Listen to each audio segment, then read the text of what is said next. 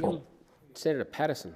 Thank you, Mr President. My question is for the Minister for Foreign Affairs, Senator Payne.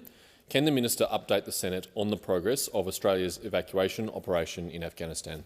The Minister for Foreign Affairs, Senator Payne. Thank you very much, Mr President, and I thank Senator Paterson for the question. Mr President, the government's immediate focus is the evacuation of Australians and their families and Afghans with Australian visas from Kabul. The scenes that we continue to see in Afghanistan are highly distressing, and our thoughts are with the Afghan people.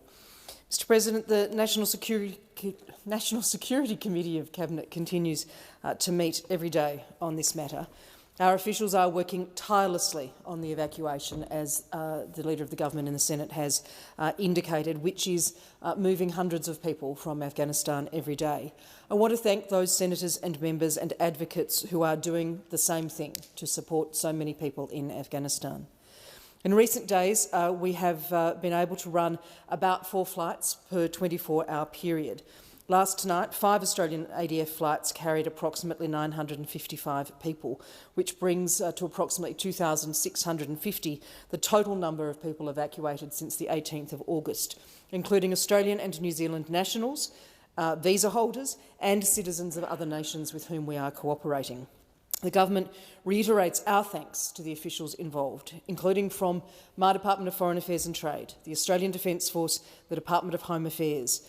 Each person evacuated is a demonstration of their dedication. There are very difficult scenes outside Hamid Karzai International Airport. People, including women and children, are waiting for days amongst crowds numbering in the thousands. Our officials are using every means possible to assist Australian citizens and visa holders, phoning and emailing directly, as well as providing regular updates on Smart Traveller. Australia continues to work with partners across all aspects of the operation, and we thank them for their cooperation. Senator Paterson, a supplementary question. Thank you, Mr President. Can the Minister update the Senate on the role of the Al Minhad Air Base in this evacuation? Senator Payne. Thank you, Mr President. Australia's long-standing presence at Al Minhad Air Base in the United Arab Emirates has served as a vital support for our military presence in Afghanistan, and it is now serving a vital role in evacuating Australians and Afghan visa holders. I want to acknowledge and thank the Government of the United Arab Emirates for their support and cooperation of this evacuation process. The ADF has deployed more than 250 personnel and 5 aircraft to Al Minhad to carry out the evacuation operation.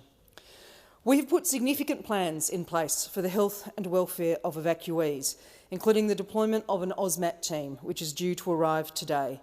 We are very conscious, Mr President, of the traumatic experience, the fear and desperation of many who are travelling to our facilities at Al Minhad.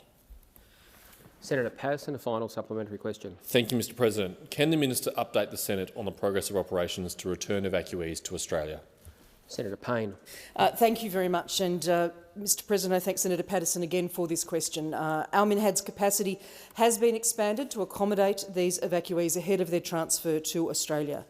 Once the evacuees have been settled and processed for immigration requirements and are ready to continue their travel, they are travelling on planes chartered by Defence to Australia.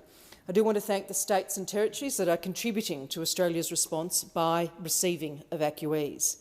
Last night, 148 evacuees arrived on a charter flight to Perth and Adelaide, bringing the total number returned to Australia since the 18th of August to 419.